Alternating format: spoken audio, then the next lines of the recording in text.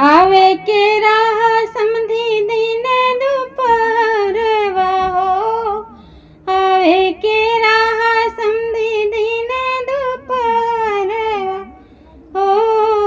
अब काहे के नियत ना बेरवा, सखी जय भीम कहो। अब काहे के नियत ना बेरवा, सखी जय भीम कहो। भीम जी ने सबके पढ़ के अधिकारवा हो, भीम जी ने सबके पढ़ के अधिकारवा हो। अब कहाँ से लेनियन पढ़वा, सखी जय भीम कहो। अब कहाँ से लेनी अनपढ़वा, सखी जय भीम कहो। माटी गोबर के पूजे, माटी गोबर के पूजक भीम जी मना कैले ले, माटी गोबर के पूजक भीम जी मना कैले रानी।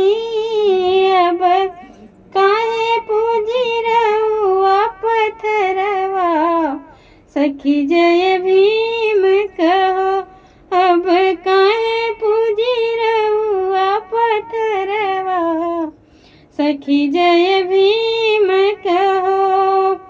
गाड़ी पे रहुआ एक पंचशील लागल नइखे, हे गाड़ी पे रहुआ एक पंचशील लागल नइखे।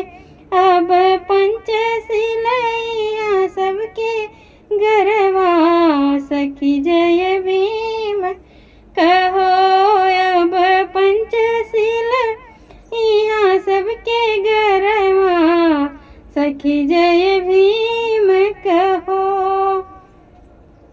मंडप में भंते जी जय भो मैं भोला तानी, मंडप में भंते जी जय भी मैं भोला तानी। अब जय भी मैं गुजता दुवरवा, सखी जय भीम कहो। अब जय भी मैं गुजता दुवरवा, सखी जय भीम कहो। आवे के राह समधी दिन दुपहरवा हो, आवे के राह समधी दिन दुपहरवा हो। अब काहे के नियत ना बेरवा, सखी जय भीम कहो। अब काहे के नियत ना बेरवा, सखी जय भीम कहो। अब यहाँ सबके पंचशील गरवा, सखी जय भीम कहो।